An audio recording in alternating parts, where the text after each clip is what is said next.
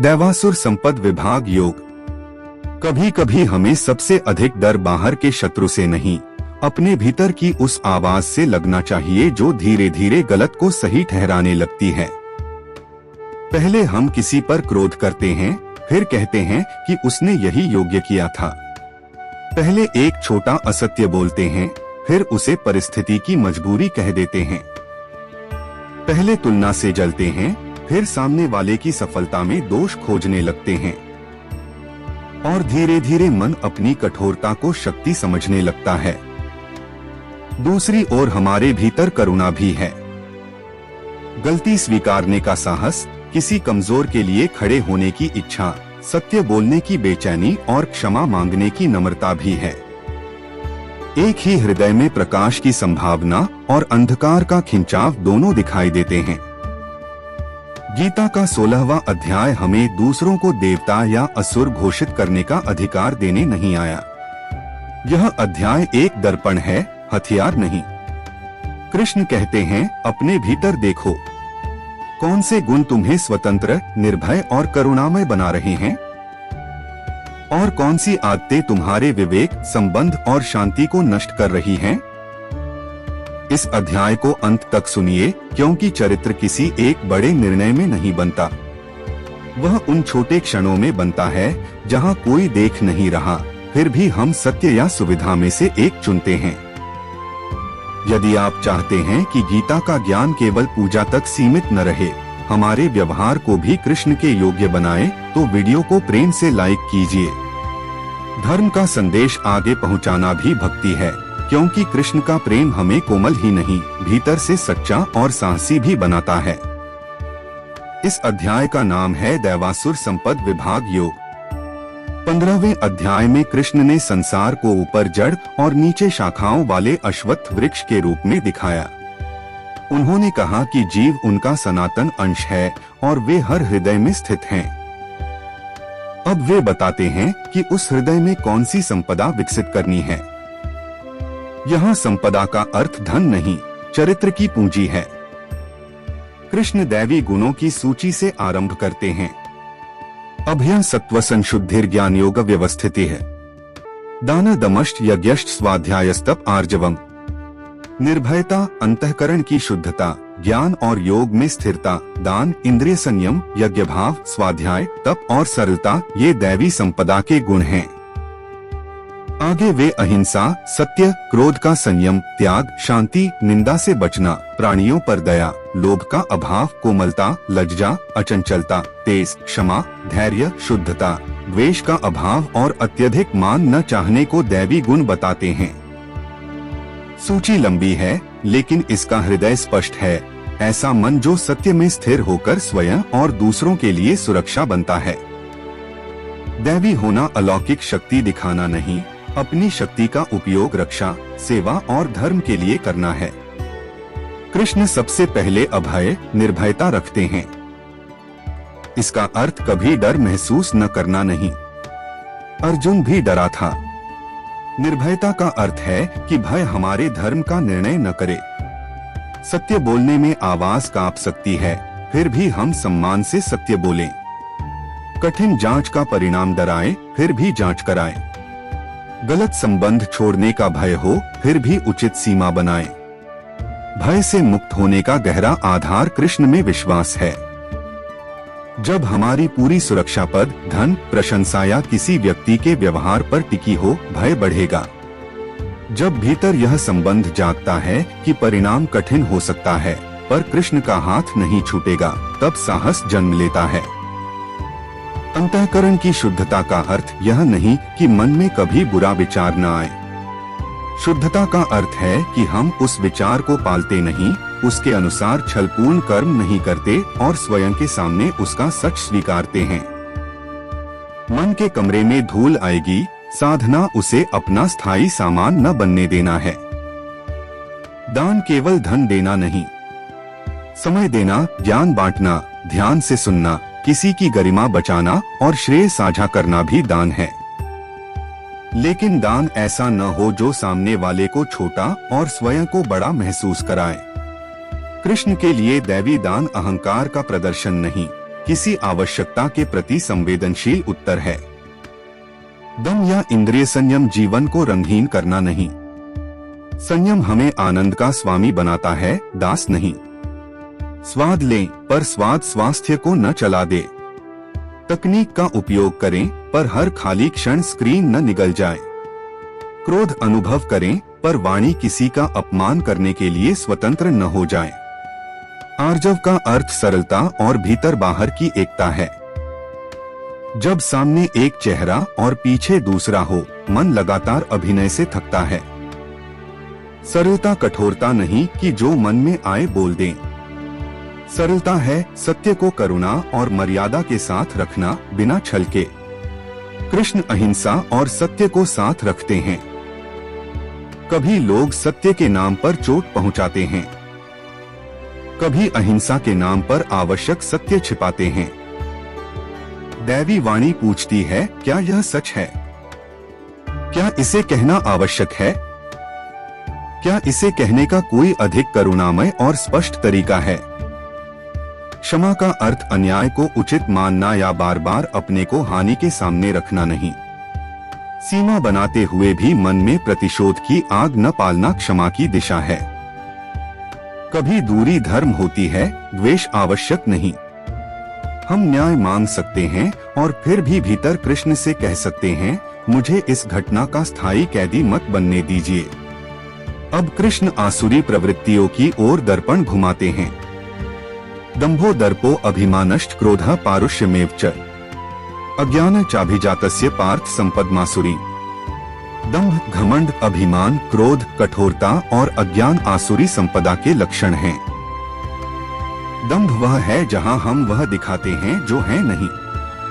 आध्यात्मिक दंभ सबसे कठिन है, क्योंकि अहंकार विनम्रता की भाषा पहन सकता है। पूजा की तस्वीर दिखाई देती है, पर घर में व्यवहार कठोर है। ज्ञान की बातें होती हैं, पर गलती बताने वाले से क्रोध। कृष्ण बाहरी धार्मिक पहचान से अधिक भीतर की सच्चाई देखते हैं। दर्प दूसरों को छोटा देखकर स्वयं को बड़ा महसूस करता है। अभिमान उपलब्धि को कृपा और अनेक सहयोगों से अलग करके केवल मैंने किया कहता है। स्वस्थ आत्मसम्मान अपनी क्षमता स्वीकारता है। अभिमान दूसरों की गरिमा घटाकर स्वयं को ऊंचा करता है। क्रोध ऊर्जा है, लेकिन विवेक खोते ही विनाशक बनता है। किसी अन्याय पर रोष हमें सही कर्म के लिए प्रेरित कर सकता है, पर यदि क्रोध सामने वाले को मनुष्य मानना बंद कर दे, तो वह धर्म का सेवक नहीं रहता। कठोर वाणी का घाव अक्सर बोलने वाले के क्रोध से अधिक समय तक सुनने वाले में जीवित रहता है। कृष्ण आसुरी दृष्टि का वर्णन करते हैं, जिसमें संसार को नैतिक आधार से रहित माना जाता है, इच्छा को ही अंतिम सत्य बनाया जाता है और अनगिनत चिंताओं के बीच मन केवल भोग और संचय में लगा रहता है। ऐसा व्यक्ति सोचता है, आज इतना पाया, कल और पाऊंगा, इस शत्रु को हराया, दूसरे को भी हराऊंगा, मैं ही स्वामी हूँ। यह केवल प्राचीन राजा की कहानी नहीं। आज भी तुलना का बाजार हमसे कहता है, तुम्हारे पास जो है वह पर्याप्त नहीं, जो तुमसे आगे है वह प्रतिद्वंद्वी है और तुम्हारा मूल्य दूसरों से अधिक दिखाई देने में है। यदि हम सावधान न हो तो सफलता साधन से सिंहासन बन जाती है। कृष्ण किसी व्यक्ति को सदा के लिए असुर कहकर निराश नहीं करते। वे प्रवृत्तियों के परिणाम बताते हैं ताकि हम जागें। प्रत्येक बार जब हम झूठ रोकते हैं, क्रोध के बीच विराम लेते हैं, अहंकार के बाद क्षमा मांगते हैं या लोभ के स्थान पर दान चुनते हैं, दिशा बदली जा सकती है। इस अध्याय का सबसे प्रसिद्ध और व्यावहारिक चेतावनी वचन है, त्रिविध नरकसेदम द्वारं नाशनमात्मनः कामा क्रोधस्तथा लोभस्तस्मादेतत्त्रयं त्यजेत्। कामना, क्रोध और लोभ ये आत्मविनाश की ओर ले जाने वाले नरक के 3 द्वार हैं। इसलिए इन तीनों को त्यागना चाहिए। काम का अर्थ हर इच्छा नहीं। भोजन, सुरक्षा, सीखने और सेवा की स्वस्थ इच्छाएं जीवन का भाग हैं। यह काम वह अनियंत्रित वासना या आग्रह है जो कहता है, मुझे यह हर कीमत पर चाहिए। जब इच्छा धर्म, स्वास्थ्य, संबंध और आत्मसम्मान से बड़ी हो जाए, वह द्वार खतरनाक है। इच्छा में बाधा आती है तो क्रोध जन्म ले सकता है। क्रोध के भीतर अक्सर एक वाक्य छिपा होता है, चीजें मेरी इच्छा के अनुसार क्यों नहीं हुई। क्रोध हमें कुछ क्षण शक्ति का भ्रम देता है, पर निर्णय, वाणी और संबंधों को जला सकता है।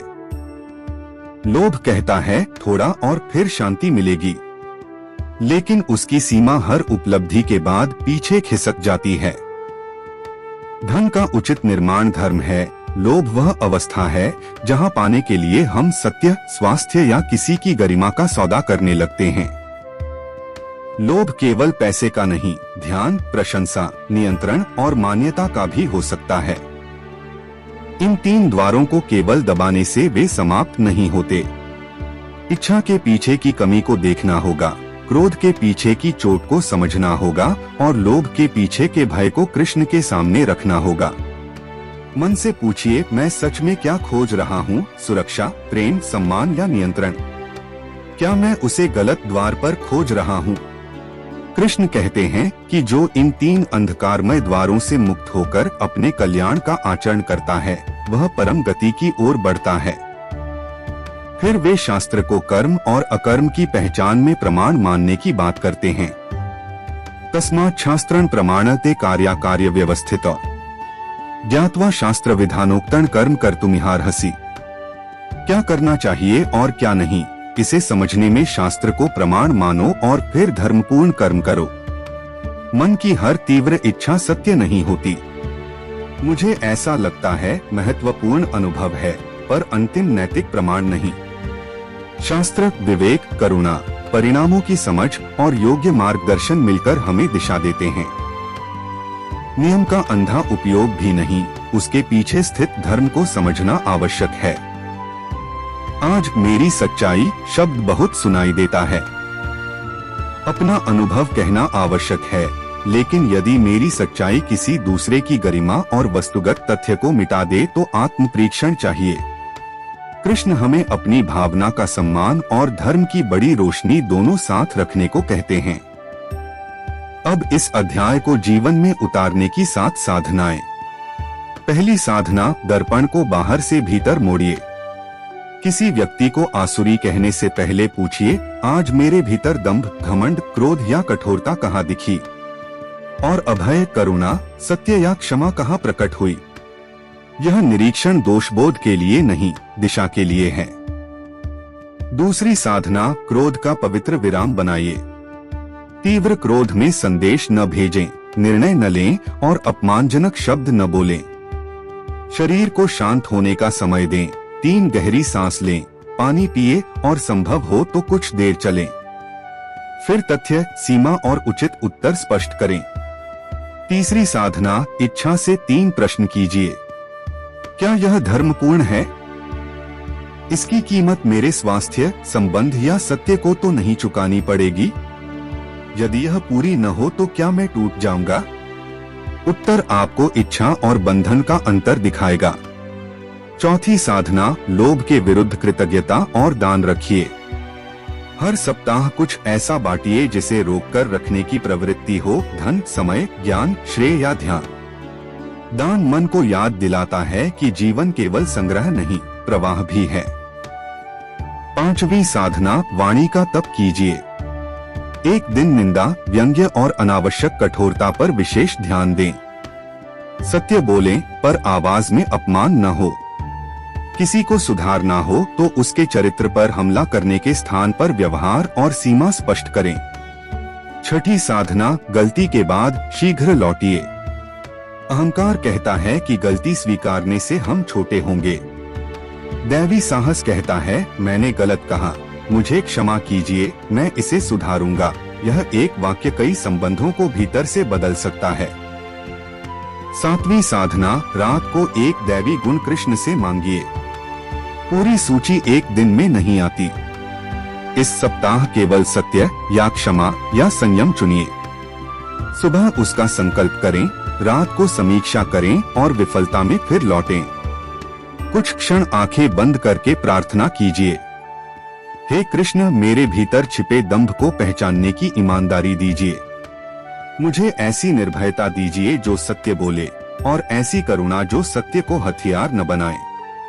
क्रोध में विराम, इच्छा में विवेक और लोभ में संतोष दीजिए। मेरी शक्ति से किसी को भय नहीं, सुरक्षा मिले।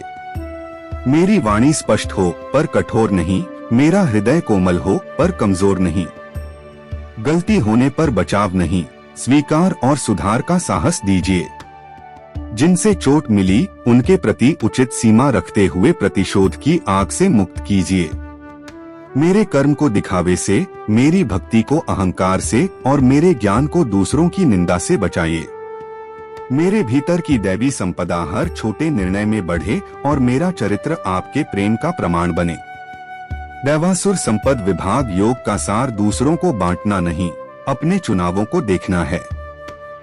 दैवी और आसुरी प्रवृत्तियां वेशभूषा से नहीं, चरित्र से पहचानी जाती हैं। कृष्ण हमें केवल यह भरोसा नहीं देते कि वे साथ हैं, वे पूछते हैं कि उनके साथ चलते हुए हम कैसे मनुष्य बन रहे हैं। भक्ति तब पूरी होती है जब मंदिर में झुका सिर घर में भी अहंकार से ऊंचा न उठे। जब कृष्ण का नाम लेने वाले होंठ किसी कमजोर को अपमानित न करें। जब क्षमा, सत्य, संयम और साहस हमारे दैनिक व्यवहार में उतरें। यदि इस अध्याय ने आपको अपने भीतर ईमानदारी से देखने का साहस दिया हो तो वीडियो को प्रेम से लाइक कीजिए। इसे उस व्यक्ति के साथ साझा कीजिए जो शक्ति और कठोरता या करुणा और कमजोरी का अंतर समझना चाहता है। और चैनल को सब्सक्राइब कीजिए ताकि गीता के अगले अध्यायों में भी हम कृष्ण की भक्ति को अपने चरित्र, निर्णय और संबंधों में जीवित कर सकें। गीता सुनो, अपने भीतर का युद्ध पहचानो और हर दिन प्रकाश को चुनो। जय श्री कृष्ण।